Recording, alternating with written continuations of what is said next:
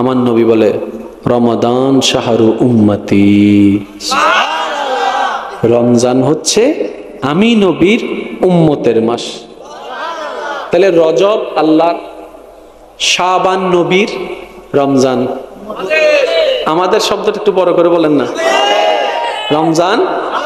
তাই তো নবী রহমাতুল্লিল আলামিন রজব যখন আসতেন, নবী রহমাতুল্লিল আলামিন, হাদিসে পাকে নবী রহমাতুল্লিল আলামিন আমাদেরকে জানান দিচ্ছেন, হে আমার উম্মত, রজবু শাহরুল্লাহ, রজব মাস আল্লাহর মাস। ওয়া শাবানু শাহরি, রজবের পরে যে মাসটা আসবে সেটার নাম শাবান, ওই শাবানটা আমি নবীর মাস। তাহলে রজব আল্লাহর, জোরে বলেন রজব আল্লাহর, শাবান নবীর। ইয়া রাসূলুল্লাহ, রজবের পর তো শাবান, শাবানের পর তো রমজান। আমার নবী বলে রমাদান শাহরু উম্মতি, রমজান হচ্ছে আমি নবীর উম্মতের মাস।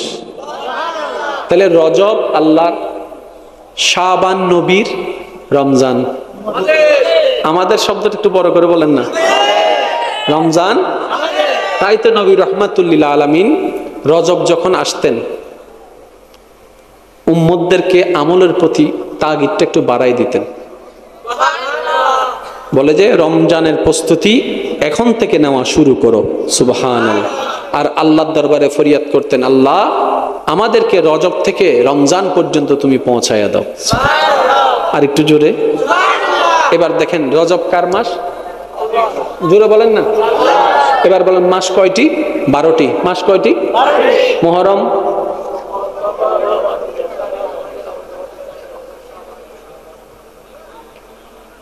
গোসই ভাই আওয়াজ আর কেন বড় করে হন আসল তো।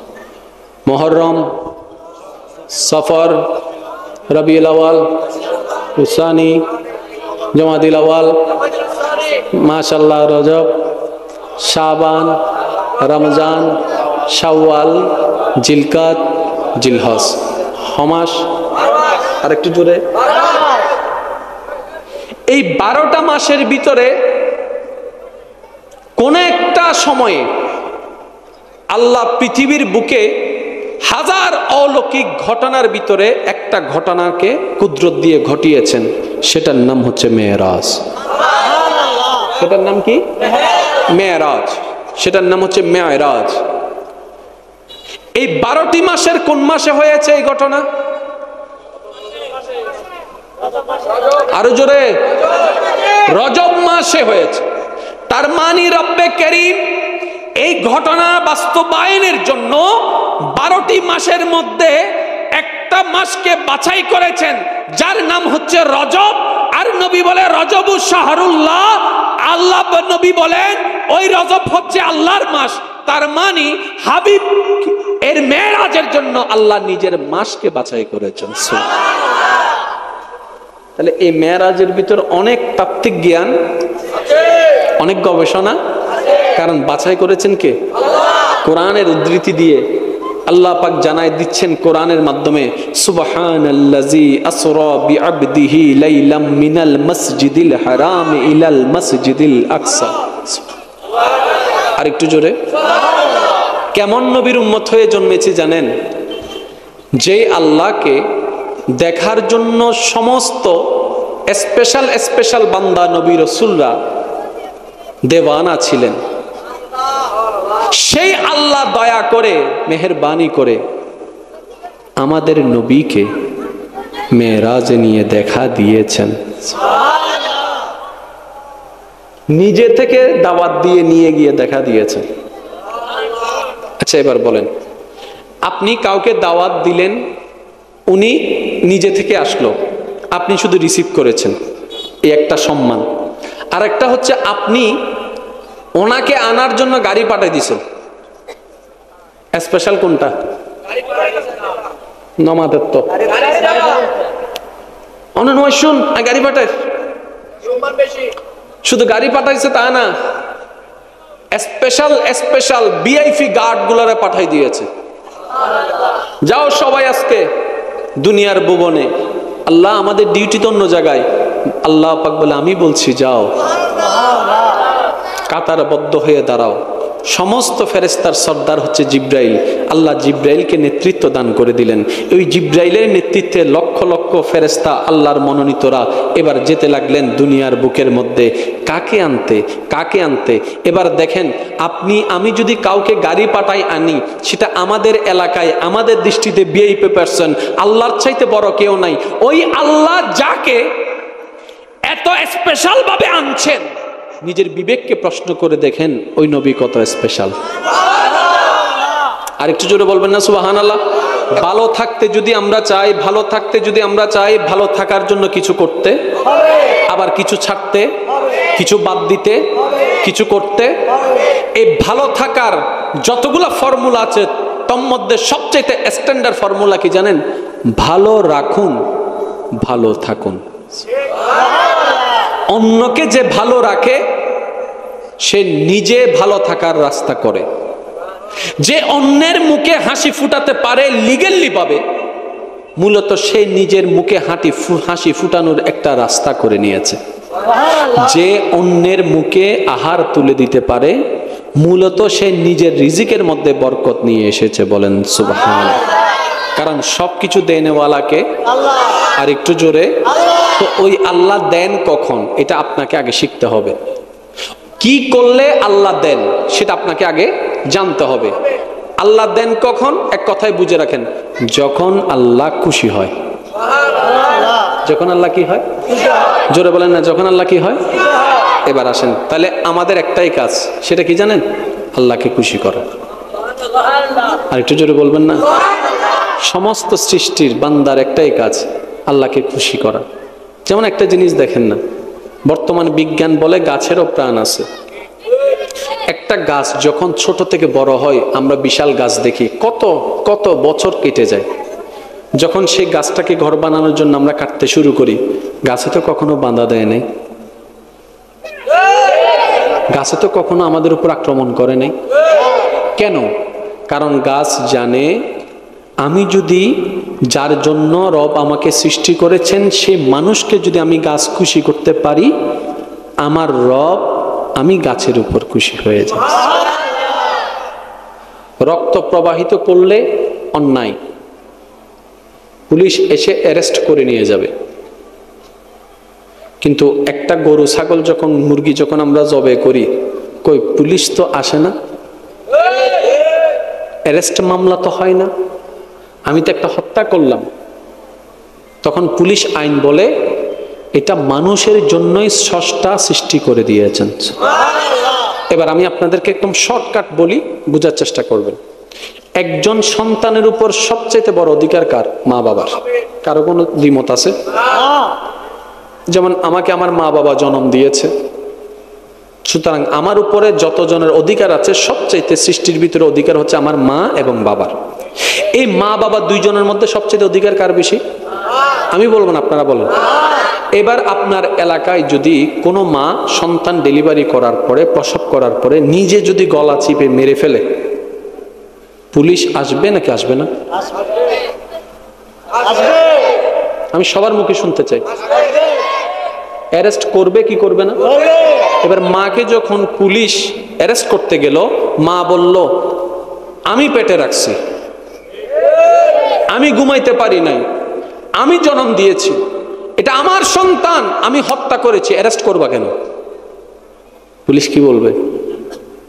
হতে পারে আপনি পেটে রেখেছেন, হতে পারে আপনি তাকে পেটের মধ্যে লালন পালন করেছেন, হতে পারে আপনি তাকে জন্ম দিয়েছেন, কিন্তু সন্তান যেমন আপনার, এর চেয়ে বড় সত্য হচ্ছে এটা বান্দা আল্লাহর। আপনি আপনার সন্তানকে হত্যা করেছেন, আমাদের কোনো আপত্তি নেই, কিন্তু আপনি রবের বান্দাকে হত্যা করেছেন। মা হন আর বাপ হন, আপনাকে আইনের আওতায় আসতে হবে। এবার এই কনসেপ্টটাকে মাথায় নিয়ে একটু খেয়াল করে দেখেন, মূলত আপনি আমি পৃথিবীর কারো না, মা বাবা তো দূরের কথা, কারোই না। কারোই না, আমরা শুধু একমাত্র রবের। সেজন্য যখন দেহ থেকে রুটা বের হয়ে যায়, অন্ধকার কবরটা আমাদের জন্য দুশমনরা খনন করে না, আপন জনরাই খনন করতে চলে যায়। চাটাই দেওয়ার জন্য বাঁশগুলা দুশমনরা কাটে না, পরিচিতরাই কাটে। ঘর থেকে চিরচেনা ঘর থেকে, ছোটবেলা থেকে বড় হওয়া সেই ঘর থেকে দুশমনরা ভাই বের করে দেয় না, আপনরাই কাঁধে তুলে বের করে দেয়। তাহলে এই অন্তিম মুহূর্তে জগতের সবাই জানে, পরিবারের সবাই জানে, আমরা একলা রুমে থাকতে পারি না, ভয় লাগে। অন্ধকার রুমে থাকতে ভয় লাগে। রাত্রে কোনো কাজ শেষ করে গভীর রাত হয়ে গেলে আসতে একা ভয় লাগে। যদিও চেনা রাস্তা, তারপরও ভয় লাগে। এই ভয় পাওয়া মানুষটাকে যখন কবরের দিকে নিয়ে যাচ্ছে, হয়তো সে চিৎকার করছে, শোনার মতো কানটা আমাদের কাছে নাই। একদিন আমরা চিৎকার করব, শোনার মতো কেউ থাকবে না। আপন জনেরাই যখন কবরের দিকে নিয়ে যাবে, আমরা হা হুতাশ করব, কাকে আপন ভাবলাম। এটা তো আপনের নিদর্শন নয়, এটা তো ভালোবাসার মানুষের নিদর্শন নয়। যতই জান পরাণ দিয়ে আপনার জন্য কলিজা কেটে খাওয়াই দেখ না কেন, যদি একবার বলেন ঠিক আছে তুমি আমাকে এত ভালোবাসো, আসো না একটু আমার সাথে কবরে একটা মিনিট থাকো, বলে যে তোমার ভালোবাসা তোমার কাছে, তোমার সাথে আমি যাব না। কিন্তু দেখেন নবী রহমতুল্লিল আলামিন কত ভালোবাসে উম্মতকে। উম্মত নবী বলে, উম্মত রে, কেউ যখন তোর পাশে থাকবে না, আমি নবী রহমতুল্লিল আলামিন তোর সাথে থাকবো। এবার নিজের বিবেককে একটা প্রশ্ন করেন না, আচ্ছা বন্ধু কাকে বলে? বিপদে যে হাত ছেড়ে দেয় নাকি হাত ধরে রাখে? বন্ধু কাকে বলে? আপন কাকে বলে? যে আপনার বিপদে চোখ ঘুরাই ফেলে নাকি আপনাকে সাহায্য করে? এবার এই কনসেপ্টটাকে সামনে রেখে যখন আপনি, সবচেয়ে বড় পরীক্ষা কি? মৃত্যু। কথা বলেন না, সবচেয়ে বড় পরীক্ষা কি? আর সবচাইতে লম্বা রাত হচ্ছে কবরের রাত। সবচেয়ে কঠিন বিচার হচ্ছে হাসর। এই তিনটা জায়গায় দেখেন, আপনার আমার পরিবার আপন বলতে কেউ নাই, কিন্তু আল্লাহর রহমত আছে, নবী রহমতুল্লিল আলামিন আছে। বলেন সুবহান। এই মানার বিষয়টা চলে আসলে তখন কিন্তু আর ঝগড়া করে কোনো লাভ। এবার বলেন তো, আপনার সবচেয়ে ভালো বন্ধুকে, আপন বন্ধুকে আপনি যদি একটু ঠান্ডা মাথায় খেয়াল করেন, দেখবেন আল্লাহ এবং নবী ছাড়া দ্বিতীয় আর কি। এবার নিজেকে প্রশ্ন করেন একবার, যে ছেড়ে দিবে হাত, তার জন্য কত কেঁদেছি। যে ছেড়ে দিবে একদিন, তার জন্য কত করেছি। আর যাদের রহমত আমাদেরকে আপন করে নিবে, কয়টা সিজদা সেই আল্লাহর দরবারে দিতে পেরেছি, কয়বার দরুদ নবীর জন্য পড়তে পেরেছি। তর্কের দরকার নেই, নিজেকে প্রশ্ন করি। সেজন্য আমি প্রায় সময় একটা কথা বলি, অন্যের দোষ অনেক দিন ধরেছি, অনেক দিন খুঁজেছি, এখন থেকে আর নয়। কারণ অন্যের হিসাব আল্লাহ আমার থেকে নিবে না, আমার হিসাব আমার থেকে নিবে। আসুন না শয়তানের পদাঙ্ক টাকা বাদ দিয়ে একটু রহমানের নজরটা, দয়ার নজরটা পাওয়ার আশায় অন্যের দোষ না খুঁজে নিজেকে শুধরানোর একটু চেষ্টা করি। সেজন্য আমি প্রায় সময় বলি, অন্যের দোষ খোঁজার ক্ষেত্রে, কারো দোষ খোঁজার ক্ষেত্রে দূরবীন নয়, আয়নার ব্যবহার করুন। কারণ দূরবীন আপনাকে অন্যজনকে দেখাবে, কিন্তু আয়নাতে যখন দাঁড়াবেন অন্যজন আর দেখবেন না, নিজেকে নিজেই দেখবেন। যখন নিজেকে আয়নার মধ্যে দেখবেন, অতীতকালের সমস্ত গুনাহ আপনার সামনে ভেসে উঠবে। তখন আর অন্যকে দোষারোপ করার ইচ্ছাও জাগবে না, গুনাহ থেকেও বেঁচে যাবেন, নিজের ভুলগুলোর জন্য তওবা করার সুযোগ পেয়ে যাবেন।